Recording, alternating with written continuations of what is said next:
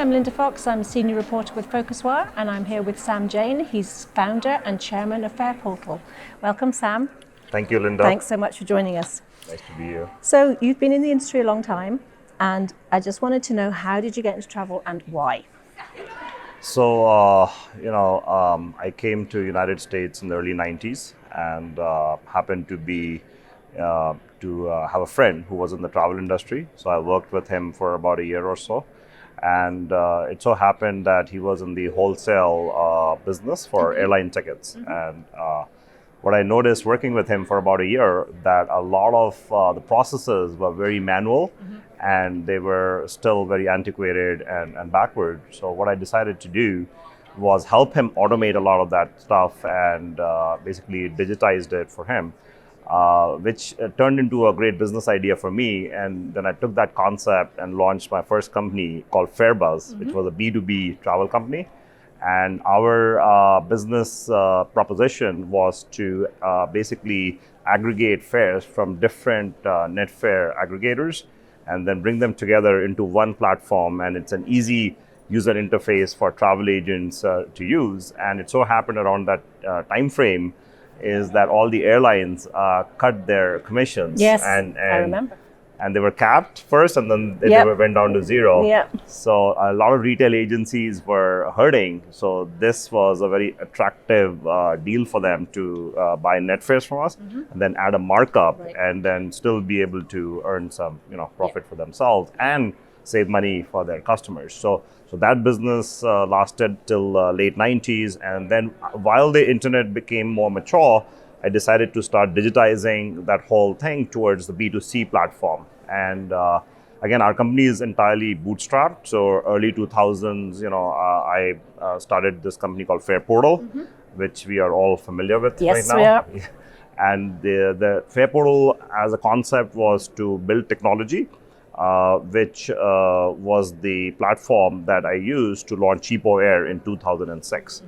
And basically, we had a few different unique value propositions for the customer. And one was that we were the only travel company at that time to offer a toll-free number on every web page with a human servicing that.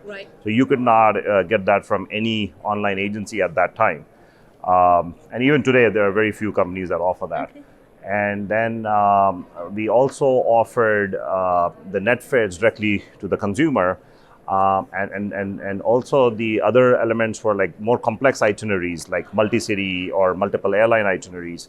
And the reason for getting into travel was, I think it just, when I got into this business and I was able to see how antiquated the processes were, and also when I was going into the B2C space, I noticed that there was a huge gap between these OTAs that were hotel focused. So their entire R&D budget was focused on hotel innovation and not so much on flight innovation.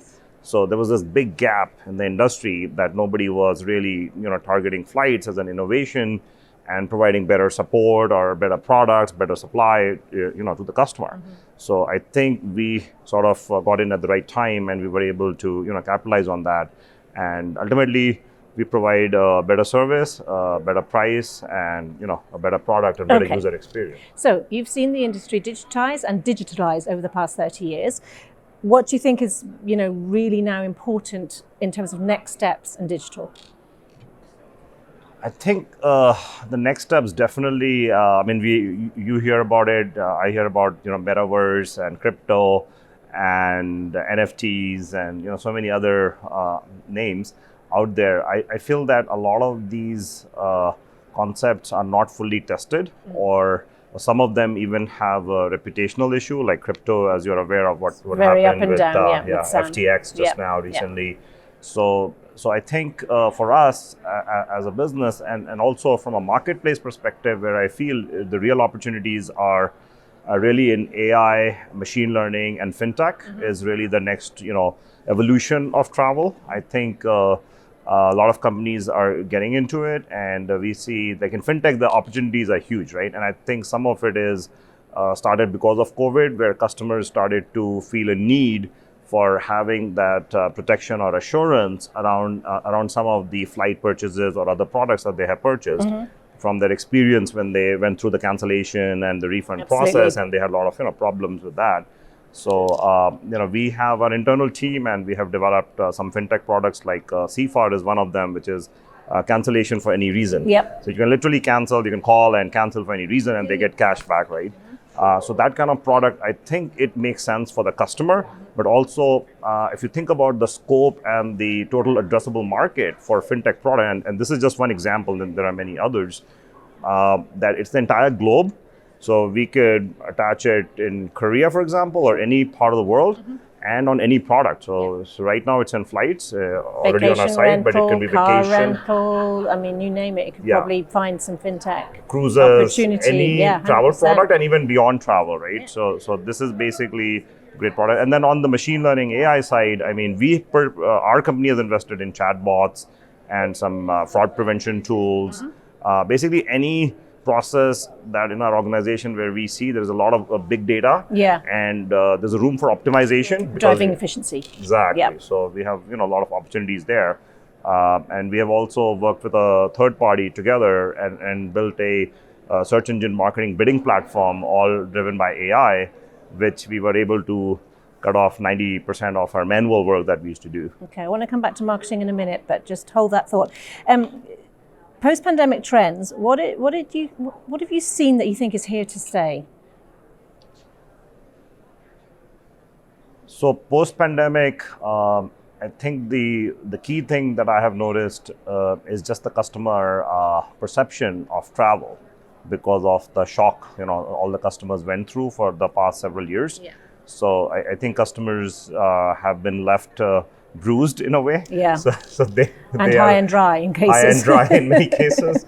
So they have become extra, I would say, cautious in terms of their, where they purchase, who they purchase with, and all of that. Yeah. So I think it's really important for all businesses and companies to think about, products or processes that can help support the customer, because I think from a customer perspective, they're looking for that 24/7 support, and it can be automated, it can be chatbots, it can be self-service tools, but I think it needs to then also be supported by humans. Yes. Because certain types of problems cannot be handled by you have to hand automation. off to a human if that's the need, and you also have to have it all kind of seamlessly joined up, so that you can see the history of the consumer and why they're coming and when and all of those things. So, Exactly. yeah. So I think that change in behavior we'll notice, and I think the companies that can address that need for servicing the customer and being together with the customer throughout the journey. Yeah. So it's not like, hey, you sold the ticket or sold the travel product and then we forget about them. Like, it has to be throughout the whole journey.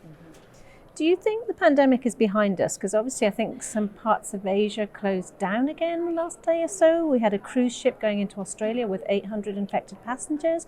So how do you feel about where we're at? Because I think President Biden said that we were done with it. So what's your own view? I mean, my personal, the trips that I've taken, I mean, honestly, not had to wear a mask. I mean, I flew to India, flown domestically, a couple of cities, and now to Phoenix. And I have not seen anybody, like very few people on the plane wearing a mask. There have been, my personal experience, how busy the airlines are, the hotels are, the car rental companies are, cruises are. I think, look, the COVID is here to stay. Yeah. As a virus. A virus, yeah. But it will become like a flu that we can all live with, right? It's like that annual vaccine that we'll have to take, just like a flu. But I don't think it's going to disrupt businesses or travel. But to your point, like in some instances, like if you're in a cruise ship and you're in an enclosed space together, and for a week or so, and somebody is has the infection and is contagious, that's a different story. Yeah. But that'll be, I think, in certain situations, it won't be mass spread out. It won't be pandemic, maybe. Exactly. Okay, so now shifts in marketing spend. Obviously, lots of the OTAs gone back to performance marketing in a big way. Multi-billion dollars going to Google, but also making noises around loyalty and social marketing. So, how and where do you place your bets? It's a great question. I think one thing that COVID has done is it has again like stopped that huge investment in search marketing like Google and others. And I think people started to realize that that is an effective channel for acquisition, but that's not the only channel. And I think that most companies have come to realize that they have to have strategies beyond search. So I'm not saying the search will ever go away. I think it's going to be an integral part of their budgets. But I think beyond that, for companies like even us, we are thinking how to figure out social acquisitions. If you look at where people are spending their time, TikTok, Instagram, right? That's where everybody is. So we have to be there. We have to figure it out. Yes, it's not that easy. It is like a figuring search, it out process. Right. Yeah. So it's a lengthy process, but I think companies that can figure it out will get rewarded nicely. There'll be that first mover advantage if we can, get into social. The other ones are just like mobile apps and loyalty and retention programs. How do you retain the customer? Drive engagement, etc. Driving engagement, retention, and you want to be on the app so you can drive as much engagement and keep the customers attention in your ecosystem. Yeah, absolutely. Yeah. What do you think the biggest challenges are for the industry right now? I think, as what I feel is that the worst is over behind us, but I think from a challenges perspective that our organization that we faced was talent acquisition was one issue that we faced. I think it started pre-COVID, yes, but I think COVID sort of made it worse in really that sense where a lot of people came out of the workforce, and then some of because of the high demand in technology and product from all these new tech companies and the massive investments that went in, there was a massive demand. So that, and then all of a sudden travel doesn't look so attractive to them because they can go work for Apple or Google or Exactly. So there was that that last 2-3 year period. So I think the economy is cooling off a little bit. So let's hope that things can balance out and cool down a little bit. Yeah, but and that it's not too much of a downturn. Exactly. Because we've got the industry's kind of suffered a lot of shocks, and you kind of wonder how much can it take. That is right. Yeah, you want it to have a soft landing, basically. Yeah. Okay. Do you think we're in for a short recession?